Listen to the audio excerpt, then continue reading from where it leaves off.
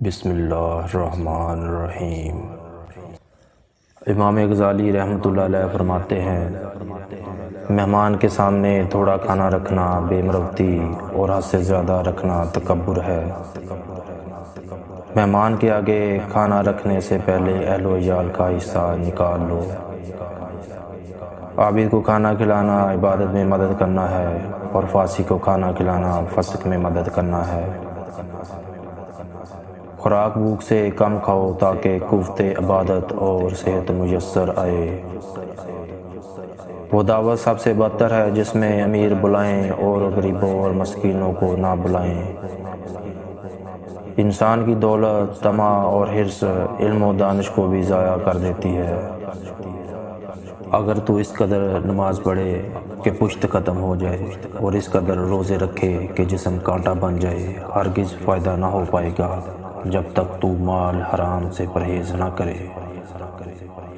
کبھی غصے میں بھی طلاق کا لفظ زبان پر نہ لاؤ، اللہ کو یہ امر سخت ناپسند ہے اور عورت کی دل شکنی کا موجب ہے۔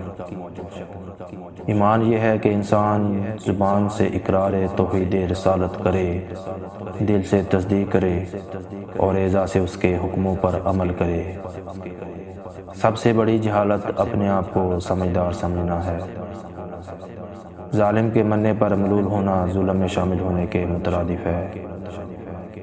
ناواجب احتیاط باعث تکبر اور نشان غرور ہے۔ اہل و عیال کے کسب حلال کرنا ابدالوں کا کام ہے اور ان کو صلاحیت رکھنا اور ادب سکھانا جہاز سے افضل ہے۔ جس کا لباس ضعیف اور ہلکا ہو گیا اس کا ایمان بھی ضعیف ہو گیا۔ علم کا مطالعہ کرو اور وہ علم اپنے دل کے حالات جاننے کا ہے۔ نکاح دین کا حصار ہے اور شہوت شیطان کا ہتھیار، اسی لیے نکاح اس کے شر سے بچانے والا ہے۔ فقیر یا قرابت دار کو صدقہ دے کر نہ جتاؤ، بلکہ قبول کرنے پر اس کے احسان مند رہو، کیونکہ اس نے تمہارے لیے ذخیرہ آخرت جمع کیا۔